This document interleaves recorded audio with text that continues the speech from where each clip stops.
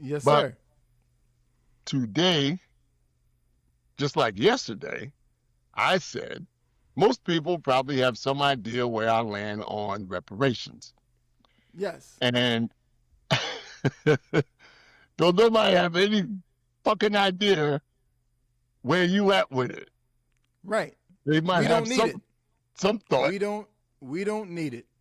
We don't need We what? just. We don't need the reparations. We don't need it.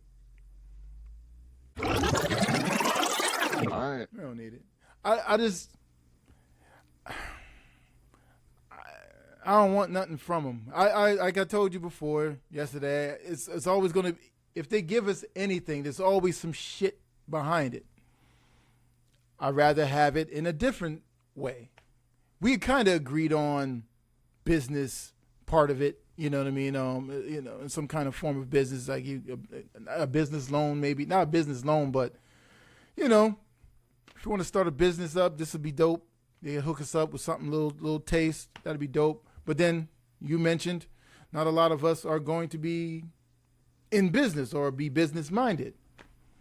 I beg to differ. I mean, some of us need to get into something. You know, like I said to you, or I didn't say to you, like today, I don't know if it was Mexico Day or South American Day, and everybody in God's name had something to sell.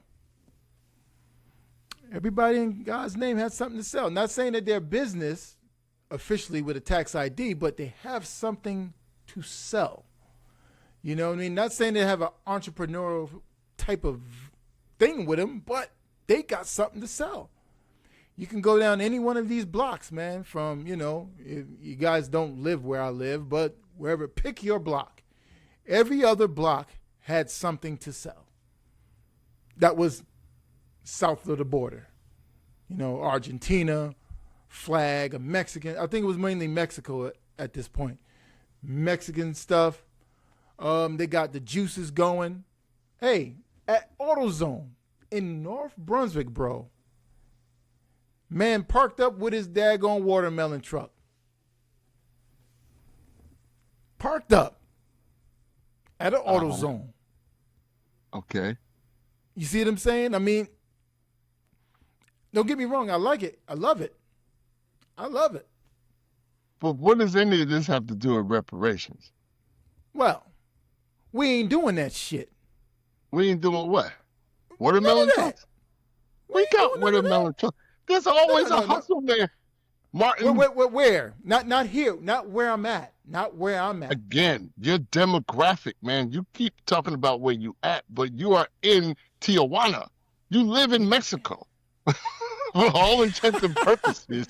I live in Mexico in New You Jersey. live in you're north of the border in geographical terms only. But in All terms right. of the demographic where you are, you live in Mexico. All right. So of So, course you're gonna see more okay. Latino Mexican restaurants, Mexican bars, Mexican shops, Okay. Mexican businesses, Mexican Nin- tailors. You're gonna see all 1990. that. 1990. Did we see any of that when they weren't here? In 1990. 1990, Mm-hmm. you saw a lot of Korean-owned businesses, and you saw some Black-owned businesses. You know, Okay.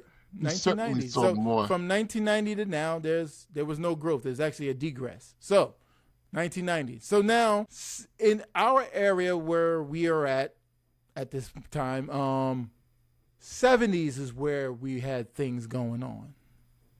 By the time the 80s came, a lot of the stuff just went left.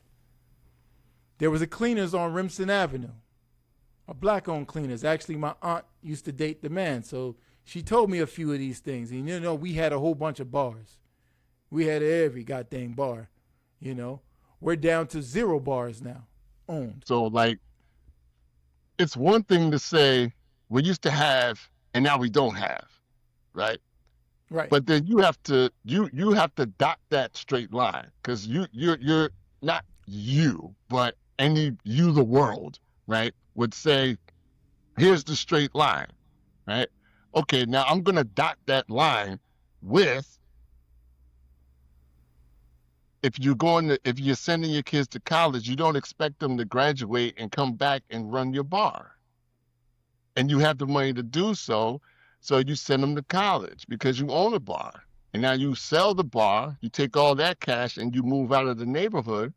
You didn't give the game to anybody. You didn't hand. See, what black people should have done in these scenarios was hired somebody and groomed that individual to take over the bar when I no longer want to run it. My kids aren't going to run it.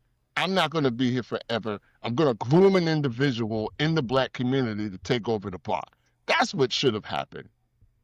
But in most instances, that's not what happened because it's easier to just sell it. Right. It's more Well, profitable to just sell it. right.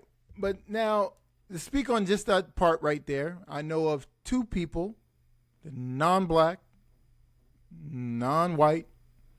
They worked. Matter of fact, down the street from me there was a bakery, and it was an Italian bakery. An Italian bakery, they brought in a Mexican guy. After they were about to sell the place, and they say, hey, boom, boom, boom. The Mexican guy said, hey, I'll take it over. I'll pay you such an amount of money and this, that, and the third. And he did that. Now he has 2 or 3 bakeries in our facility plus a bar, that one guy. And then on the flip side, you remember Pizza City. Pizza City he got his sauce and his whole recipe from an old Italian man off of Eastern Avenue that he used to work for when he was a kid. So forth and so on. Right now he opens up a pizza joint. So these things happen, but not here. Not there.